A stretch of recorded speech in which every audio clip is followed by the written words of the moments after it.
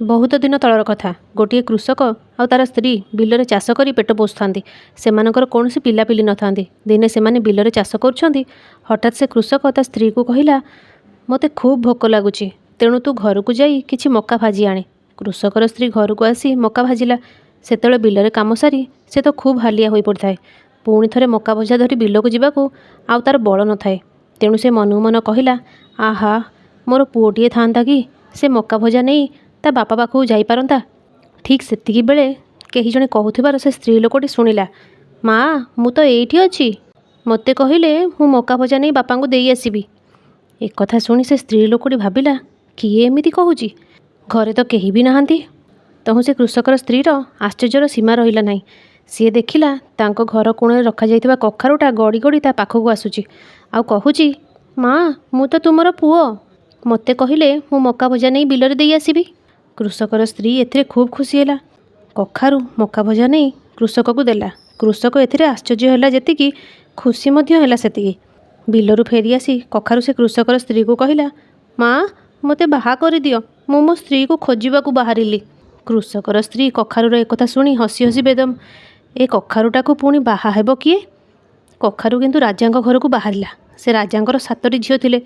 କଖାରୁ ରାଜାଙ୍କ ନିକଟରେ ପହଞ୍ଚି କହିଲା, ମୁଁ ଆପଣଙ୍କର ଗୋଟିଏ ଝିଅକୁ ବାହା ହେବି। ରାଜା ବି କଖାରୁ କଥା ଶୁଣି ହସି ହସି ବେଦମ୍ ହେଲେ। ତଥାପି ବି ସେ ରାଜା ତାଙ୍କ ଝିଅମାନଙ୍କୁ ଡକାଇ ପଠାଇଲେ। କଖାରୁଟାକୁ କିଏ ବାହା ହେବ ବୋଲି ପଚାରିଲେ। ଜଣକ ପରେ ଜଣେ ଏମିତି 6 ଜଣ ଯାକ ଝିଅ ସେ କଖାରୁକୁ ବାହା ହେବାକୁ ମନା କରିଦେଲେ। ହେଲେ ସବା ସାନ ଝିଅ କହିଲା, ମୁଁ କଖାରୁକୁ ବାହା ହେବି। ରାଜା ପୁଣି ତାଙ୍କ ଅନ୍ୟ ଝିଅମାନଙ୍କୁ ପଚାରିଲେ, ତୁମେମାନେ ବାହା ହେଲା ପରେ କାହା ସମ୍ପତ୍ତିର ମାଲିକ ହେବ?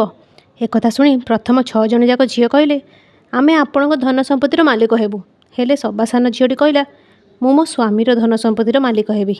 ତାପରେ ପ୍ରଥମ 6 ଜଣ ଯାକ ଝିଅ ଅନ୍ୟ ଦେଶର ରାଜା ପୁଅମାନଙ୍କୁ ବାହା ହୋଇ ବାପାଙ୍କ ଧନ ସମ୍ପତ୍ତି ନେଇ ନିଜ ନିଜ ସ୍ୱାମୀଙ୍କ ସଙ୍ଗେ ସଙ୍ଗେ ଚାଲିଗଲେ। ହେଲେ ସବା ସାନ ଝିଅ ରାଜାଙ୍କ ଠାରୁ କିଛି ନ ନେଇ କଖାରୁ ସଙ୍ଗେ ସେ କୃଷକ ଘରକୁ ବାହାରିଲା। କଖାରୁ ଓ ରାଜା ଝିଅ ଫେରିବା ବାଟରେ ସୁନ୍ଦର ଫୁଲ ଗଛଟିଏ ଦେଖିଲେ। ସେ ଫୁଲ ଗଛଟି ଖୁବ୍ ଡେଙ୍ଗା।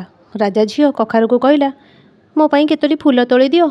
ତହୁଁ ସେ କଖାରୁ କହିଲା, ଠିକ୍ ଅଛି, ମୁଁ ଗଛରେ ଚଢ଼ି ଫୁଲ ତୋଳିବି। କିନ୍ତୁ ଯଦି ମୁଁ ଗଛରୁ ଖସି ତଳେ ପଡ଼ିଯାଏ, ତେବେ ମୋ ଦେହ ଫାଟିଯିବ। ତାହାହେଲେ ତୁମେ ମୋତେ ପିଇବା ପାଇଁ ପାଣି ଟିକିଏ ଦେବ। ଗଛରେ ଚଢ଼ି ଫୁଲ ତୋଳିଲା ବେଳେ ସତକୁ ସତ ସେ କଖାରୁ ତଳେ ପଡ଼ି 2 ଖଣ୍ଡ ହୋଇ ଫାଟିଗଲା। ଏବେ ଆଉ ସେ ରାଜା ଝିଅ କରେ କ'ଣ?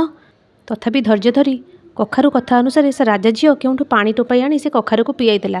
ପାଣି ପିଆଇଲା ପରେ ଯାହା ଘଟିଲା, ସେଥିରେ ଅତ୍ୟନ୍ତ ଆଶ୍ଚର୍ଯ୍ୟ ହେଲା ସେ ରାଜା ଝିଅ।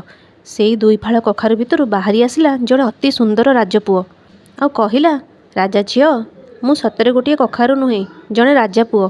ତାପରେ ସେମାନେ କୃଷକ ଘରେ ଯାଇ ପହଞ୍ଚିଲେ। କୃଷକ ଓ ତାର ସ୍ତ୍ରୀ ତାଙ୍କ ଘରେ ଜଣେ ରାଜା ଝିଅ ଓ ରାଜା ପୁଅ ଦେଖି ଖୁବ୍ ଆଶ୍ଚର୍ଯ୍ୟ ହେଲେ। ପାଖ ପଡ଼ୋଶୀମାନଙ୍କର ବି ଆଶ୍ଚର୍ଯ୍ୟର ସୀମା ରହିଲା ନାହିଁ।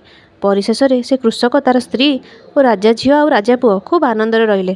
ତ ସାଙ୍ଗମାନେ, ଯଦି ଗପଟି ଭଲ ଲାଗିଥାଏ ତାହେଲେ ଲାଇକ୍, ସେୟାର, ସବସ୍କ୍ରାଇବ୍ ନିଶ୍ଚୟ କରିବେ। ଜୟ ଜଗନ୍ନାଥ।